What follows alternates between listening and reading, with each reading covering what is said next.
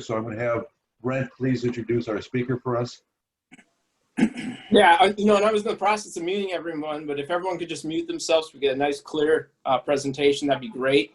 And then I don't have to mute everybody besides. So, well, welcome, Chaplain Mindi. I don't think we officially ever met. I was at Bob's celebration of life, and I know you spoke there. I'm going to, again, if everyone could mute themselves, that'd be great. You've got screen share access if you want to do a presentation, and then open it up to Q&A. With that said, we know national disasters, challenges, and law enforcement are huge topics these days. I'm pleased to introduce Chaplain Mindi Russell, Executive Director of the Law Enforcement Chaplaincy, Sacramento. She is an international speaker for law enforcement, churches, universities, and the business world, and Sacramento Embarcadero Lions Club. She's won numerous awards, including the National Crime Victim Service Award from President George W. Bush and Attorney General John Ashcroft. If you are on mute, just unmute yourself, and then it's all yours. All right, so I'm so glad to be here. Thank you for the invitation. I met a lot of you during Bob's celebration of life, and it was a good day. I'm glad you all got together. COVID-19 has absolutely turned things upside down, haven't they? I mean, who would have thought that we'd be doing meetings on Zoom?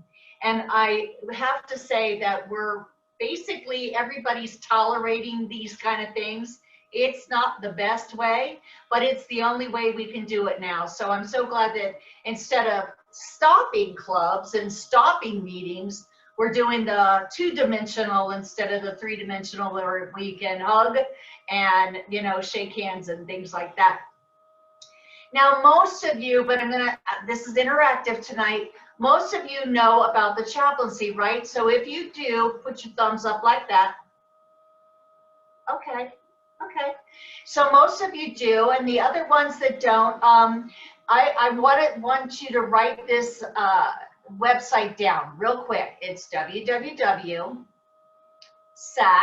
S-A-C, chaplains, CHAPLAINS.com, SAC chaplains.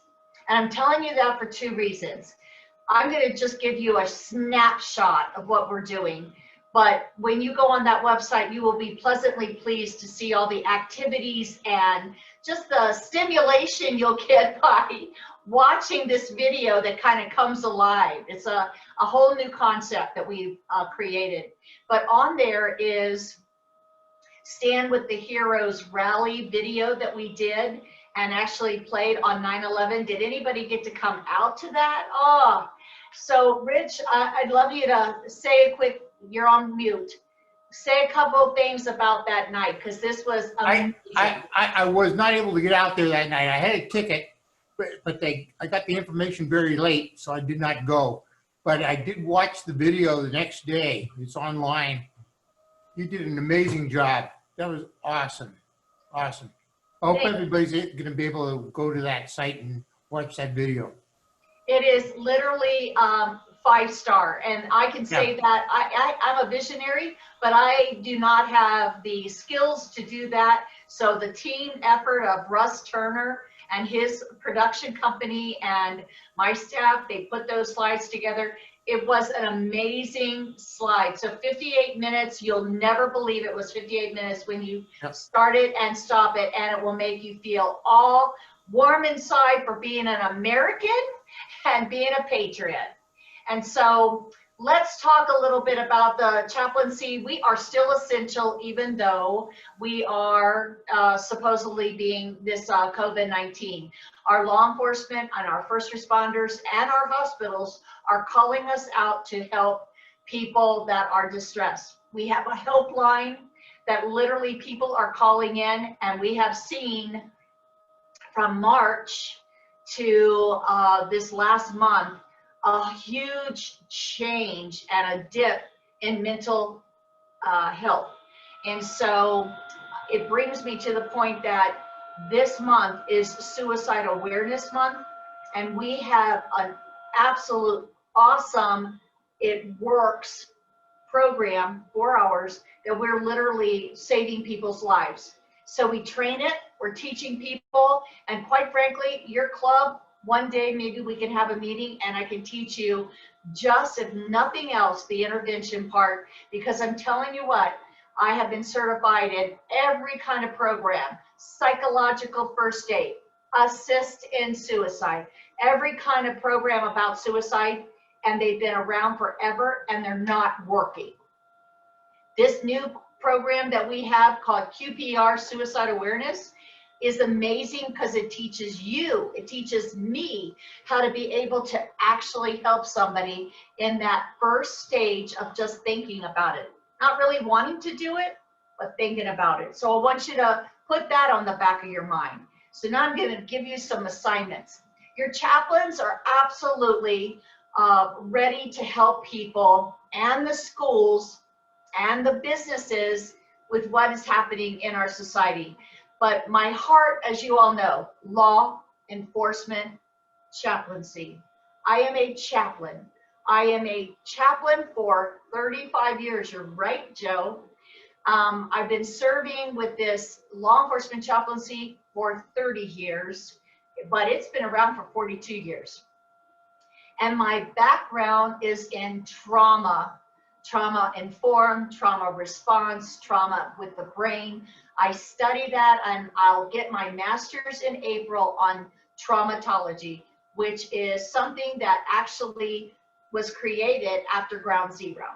So the whole point of our chaplaincy started and still strong in supporting the Blue family. And I am telling you, I've never seen the attack on law enforcement as I have in society today. I thought the 60s were bad. I've studied the history of law enforcement back in the Roman centurions, back in Jesus walk. And I'm going to tell you, this is a very evil time we live in. And for these men and women to continue to put on their badge and walk out that door every morning or every evening to do this and get the disrespect, not from just the society we live in, because they've always had that, but the disrespect from our politicians and our legislators and, you know, our community, and not all of our community. It takes a toll on them. So when I get to talk to groups like you all, and you're good men and good women and you're patriots, I absolutely believe when you are saying the Pledge of Allegiance that you believe in what you're saying, that you're pledging to this country. I love this country. I love being American. And so I think we need to amp up our game. We are not the silent majority. We really truly need to be the majority that's heard, because we have the right things to say. So I'm actually challenging Joe. You're my biggest challenge tonight. You were a retired officer, my friend, and I just want to encourage you to write a letter to these officers. You that have been in the law into our military and being veterans, you get it. You that are business people, you get it.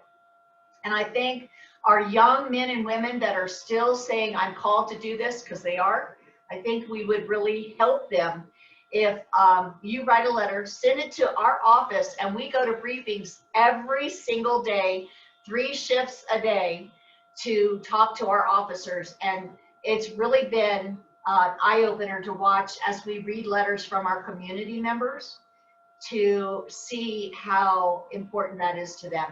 It's almost like the huddle in a football game. You know, go, they're ready, they're in the game because they've had that coaching, you all, to encourage them. So please understand that's where I'm at right now as far as helping law enforcement and their families to sit with children of men and women that are out in harm's way and ask about their daddies and talk to them about they're going to be okay.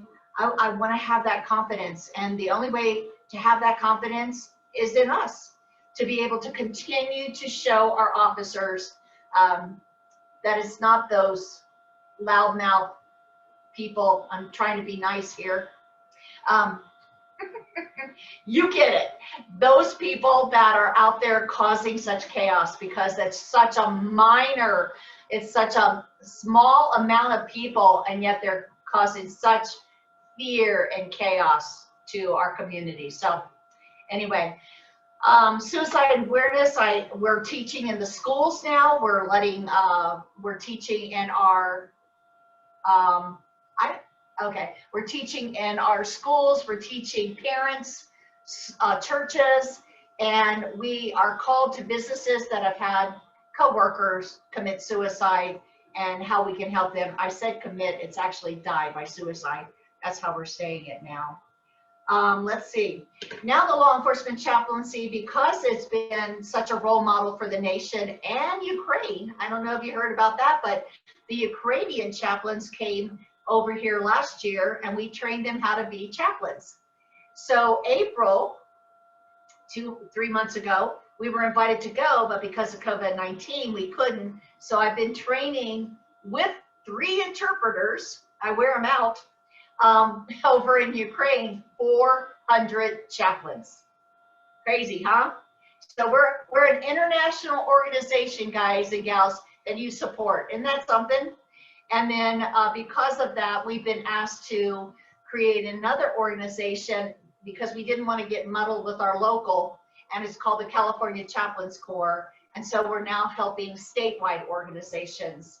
And another eye-opener, we've gone into the CDCR, the correction officers, or the facilities, to work not with the incarcerated, but with the correction officers. And I really do believe they've got the toughest beat, because when that gate closes behind you, you're in there too.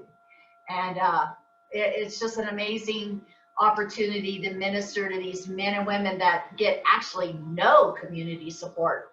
So that's another thing that we're doing. But we're just constantly trying to make sure that our officers and our communities see the value in what we do.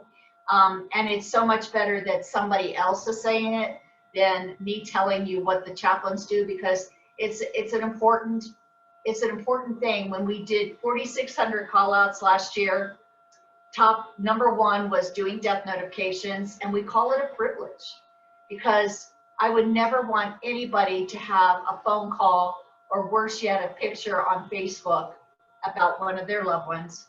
So we call it a privilege to help people at the worst times of their lives. And then the number 2 is suicide. And then after that, it just kind of, there's a lot of different ones that we're called out to. So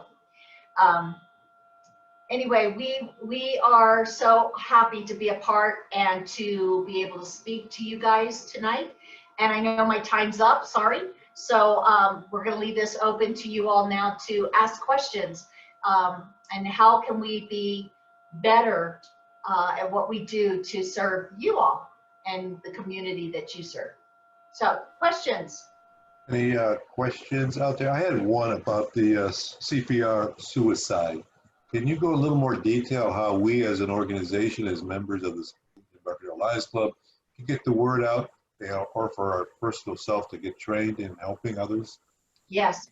You see, for years we were taught, if you're not a psychologist or a psychiatrist, if you don't have a degree, you don't have the right to help anybody. But why we call it QPR is, y'all know about CPR, and you all know that if somebody has a heart attack, that they have a 25% chance of living if somebody immediately starts CPR. That's huge. And CPR is not heart surgery. CPR is not the emergency room. That is right there and the moment that they're going down. So QPR, which is question, persuade, refer. So when somebody reaches out to you, and sometimes they don't come right out and say, I want to die, I want to kill myself. They might talk around it. They say things like this: the world would be so much better without me. I am so done you're not going to see me this time next week, you know? So they're saying things, but they're not saying. But I teach you all that if your gut reaction to a comment is that they are talking seriously about dying by suicide, address it. So we talk about the myths and the falsehoods that we've believed for all our life and change it into truths. And the number one falsehood that people believe is, if I ask you, are you thinking about dying by suicide? I have now planted that in your brain and you will kill yourself. That is a false lie. What it is if I know somebody's thinking about suicide and I address it, it's a release to them. It's a relief to them because finally somebody's getting it. Because most of the time, well-meaning friends and family are in such a denial that it could absolutely not happen to their loved one, that they don't see those warning signs, those clues or cues, because they choose not to. Now, I'm trying to be real sensitive because in my talk, I would also talk to all of you that have had suicide in your family. I've had 2, and I've had 2 other family members attempt it. So I get that sensitivity. But if we don't address the stigma, the sleep deprivation, and the different kinds of polite comments people make that we don't zero in on, we're going to lose people to suicide.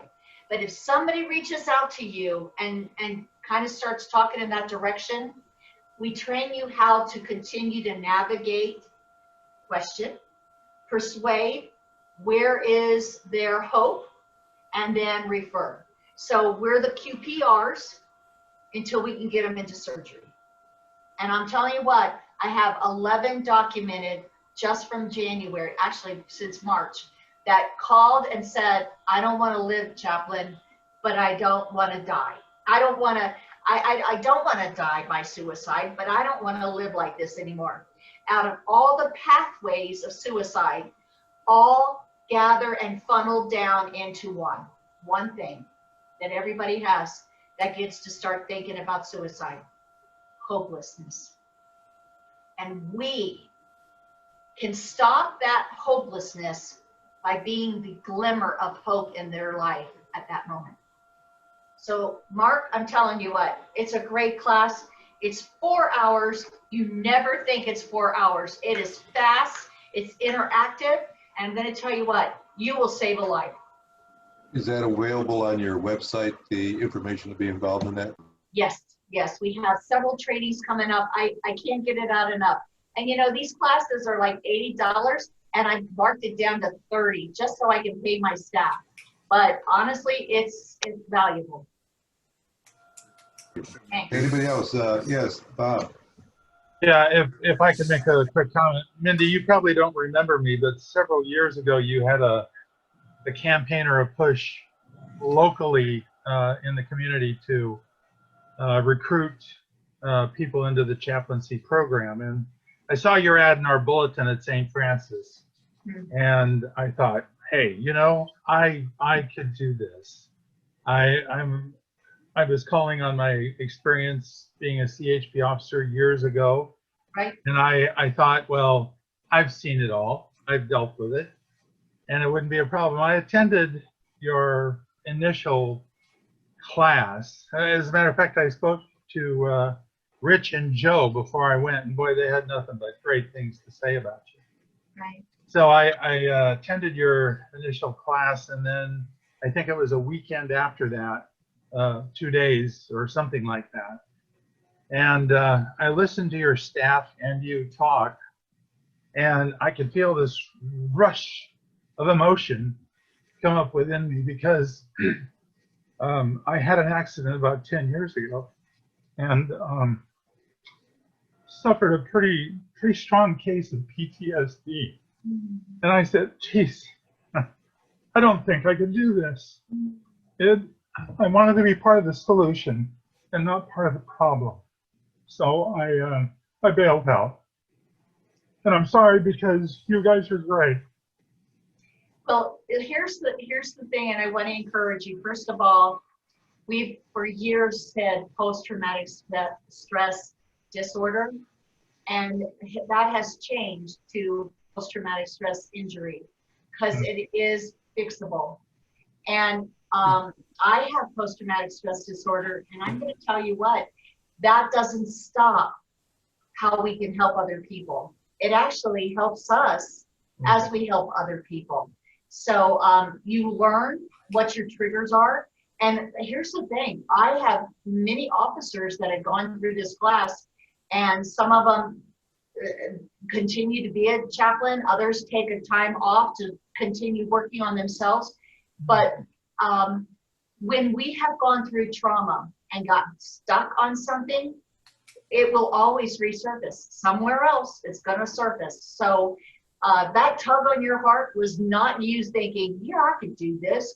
This was God tugging on your heart saying, this is what I want you to do. So don't give up. So it took one of my officers 25 years to become an officer, a chaplain. So, you know, it's never too late. Yeah, that's good to hear. Question, Mindi. Yes, sir. Question for you. If we were to happen to intervene with somebody that was thinking of suicide, Yes. and we refer them to you, do you have a connection or a line of psychiatrists or that you use that we could refer to or something like that? How does that work? Yes. So even though we're the first line of defense, and a lot of times that changes immediately from that hopelessness to some hope, but to get to that point of saying, I don't want to die, I don't want to live, means that they've got to work some things through. So we do have confidential places and confidential psychiatrists. We have officers that come to us because they know we're not going to turn them in. You know what? I'm just tired of people being afraid, especially officers. If they're told that they're suicidal, they lose their job, they lose their gun, they lose their badge. They don't lose it with us. No officer that has come to us this past year has been revealed to their department. They've still gotten help. One did decide he needed to retire. The other 10 decided, I'm good. They're getting therapy from some of the things they've gone through. But I do believe, and they believe too, we saved their lives. But them calling us and knowing they were safe with us, Wow. we're getting them help. Huh. Well, before you leave us tonight, if you will leave contact information, because I need to talk to you. Okay, my friend. Okay. Yes. We'll be putting on that website that Mindi spoke up earlier. I think you put it on. Everybody get a chance at the end of the meeting. Everybody can write it down at that time, and we'll have her card and information that you'll be able to look at on our Facebook, and we're working on YouTube. So you have a lot of opportunities to get hold of Mindi again. Any other questions for Mindi before? Yes, Brett. I have one, Mindi. I've been looking at your website. You sent me information. We've got this set up to be presented to people. If there was one direction for people like Bob and so on wanting to know more about the chaplain program, what would be, is it a specific link on that sacchaplains.com?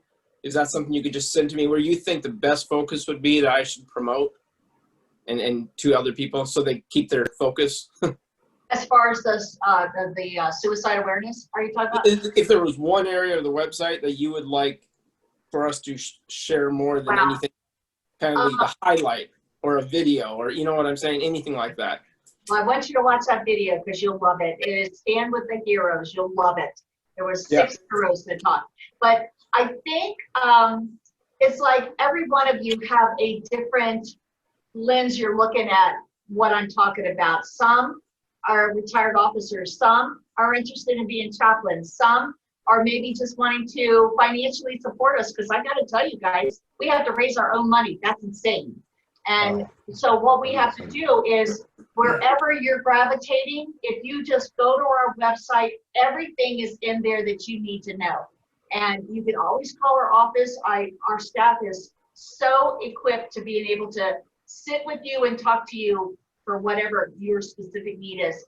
We've done online funerals during this time. Can you believe it? I've done weddings for for a couple because of COVID-19. So we're not stopping at no. Don't tell me no.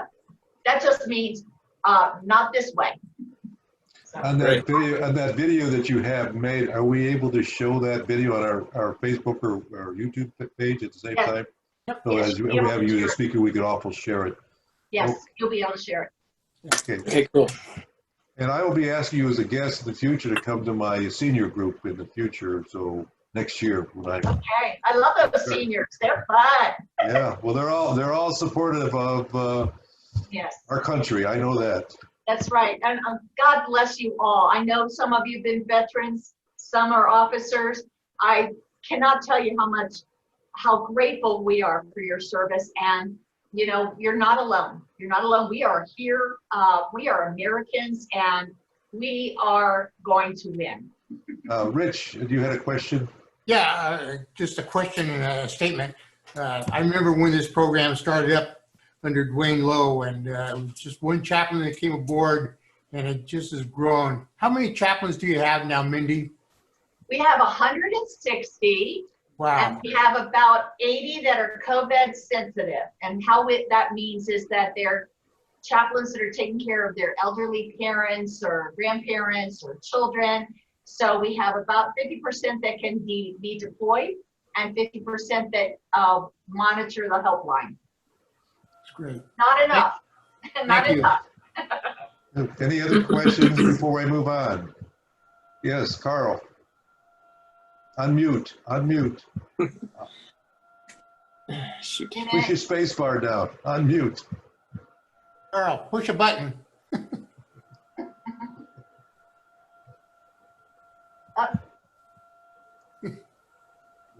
We're waiting. You want to do hand sign now?